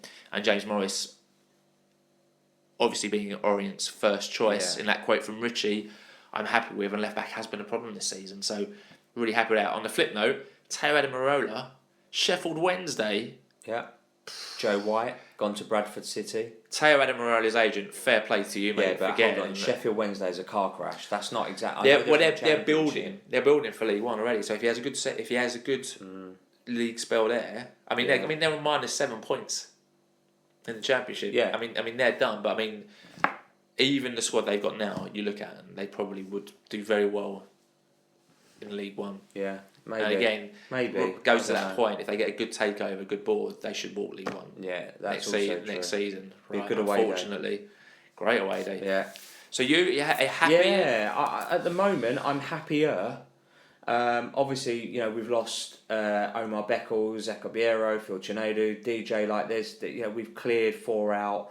And then obviously the other 4 have gone back to their parent clubs, and we've brought in hopefully players that are going to make us better. You know, we've seen, like you said, Will Forrester. It looks to be a good sign. I thought AJ Matthews did okay for the hour and a bit that he played the other day. Caelan Casey, with the exception of him wrestling the Doncaster player to the floor, I think he's done pretty well, given a good account of himself. But let's see what Toby, Dillon, Favour.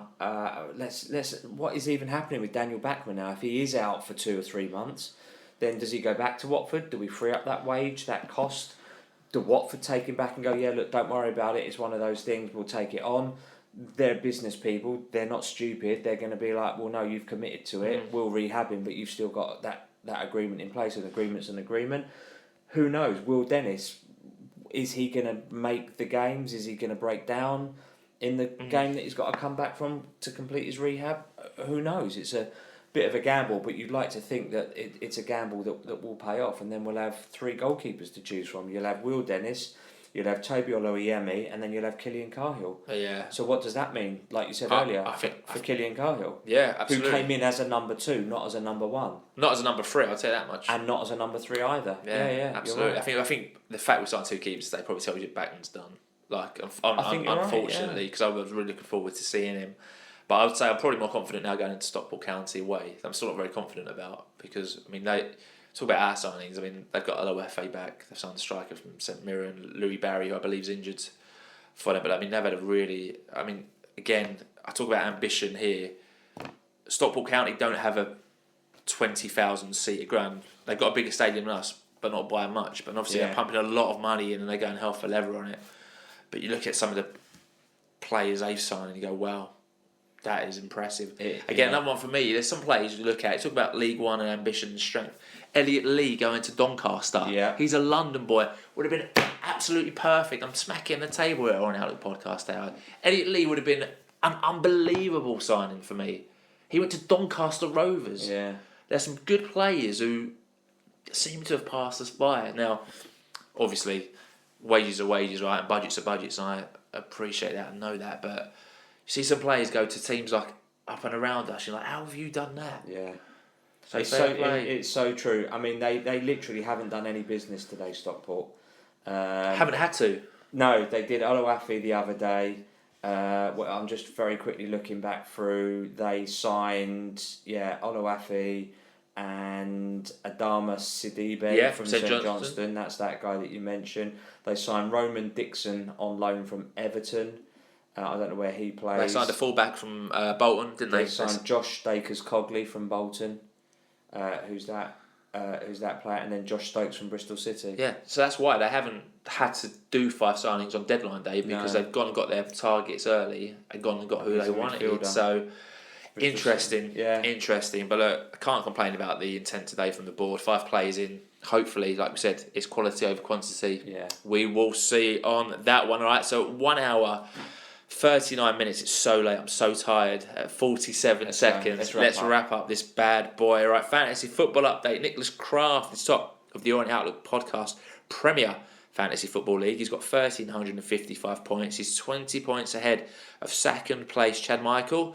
I'm in 109th place out of 397 players, so I would have taken that all day long. I'm very happy with that one. In terms of the Orient Outlook podcast EFL Fantasy Football League, T. Cornwall was top. He's got 2,139 points. He's well ahead of A. Blower now in second place. I'm in 10th place, and you are in 33rd place out of 65 players. Keeler Dunn is going to be a bit of a nasty for us, as he is no longer playing, has a fixture tomorrow. But Aaron Drinan, XO, I wish you best of luck as my captain tomorrow. Go knock him dead, Tiger. Yeah, absolutely. So a couple of positives, a few negatives as well. I'll kick off this week with the positives. We've finally got the left back position sorted. We've made a number of other signings today on transfer deadline day. Obviously, time will tell. We're not experts. We don't have crystal balls. We don't know what's going to happen. But hopefully, it's enough to get us up the league, get us a few points, and get us smiling again. Yeah, absolutely. Negatives: lost to Doncaster, which was an awful performance. Lost to Port Vale, which was another awful performance. And the Backman injury. I mean, you just couldn't write it in terms of the unluckiness of that one. So quite a few positives, quite a few negatives.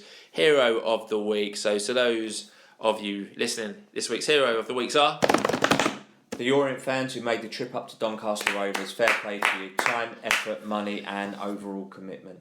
So, it's just one fixture for us next week, or coming up this week I should say. We're off to Stockport County, as we said earlier, Saturday the 7th of February, that's happening. Stockport, they're currently 4th in League One after a late 2-1 home win against Plymouth Argyle, who are also doing quite well. Yeah. They've turned their season around quite well. Stockport have won 4, drawn 1 and lost 1 of their last 6. There is never an easy game at Stockport. They have bolstered their squad, as we have just identified. It's not going to be easy for us. But it's that type of game where we could go and smash. We never lose at Edgeley Park. We never lose. We sang it last season on the playoff semi, and we've had some really good results there over the last 2 or 3 seasons. With their bogey side. Here we are. So hopefully we get a good result against them. Safe journey to everyone going to Edgeley Park on Saturday. Sing up, sing loud, sing proud, and give your podcast chums a tweet. All right, sponsorship reminder, don't forget to get in touch with John and his fantastic team of experienced florists. Give them a call on 0208 529 4130, or get in contact via social media. They can be found at Carol Langley E4. You can find John at Essex Biz. They are also on Instagram at Carol Langley Florists, and on Facebook at Carol Langley Florists as well. Yeah, so thank you so much for joining us on this extended edition of the Orient Outlook podcast. This has been episode number 418. It's been a hectic week at Leyton Orient that has seen 2 woefully inadequate performances against sides in the bottom 4 and the closure of the winter transfer window. We've made some sad goodbyes, unfortunately, with the departure of Omar Beckles on a permanent deal, the loan departure of Zeko Biero, and some happy hellos with the arrivals of James Morris, who is good to hear from directly on the day that he signed for us, Dylan Levitt and several others today. Now that the window is closed, hopefully we can find a positive rhythm, deliver results on the pitch and move up the table to finish the season strongly. Starting away this coming Saturday at Stockport County. We look forward to covering that match here on the Orient Outlook podcast. All right, if you're listening on iTunes, please subscribe, give the podcast a 5-star rating. If you're listening on Spotify, don't forget to rate the show, or you can even leave a comment on each episode. So please do that if you get a chance. And don't forget to follow us or add us to your favourites on your chosen podcast provider. And that way you'll get all of the episodes as soon as they are available. We are also on all smart speakers. We're on the Fan Hub app.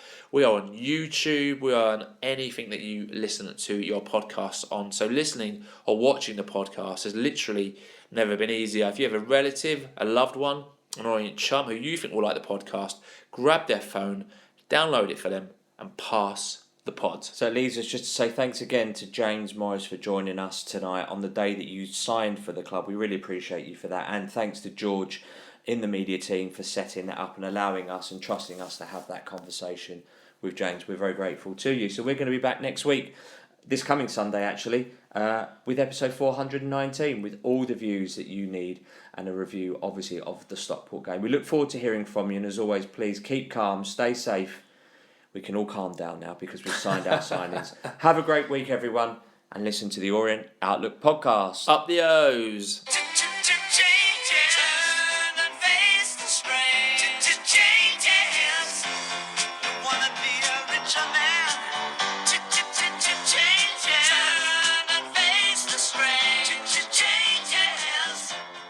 Gonna have to be a different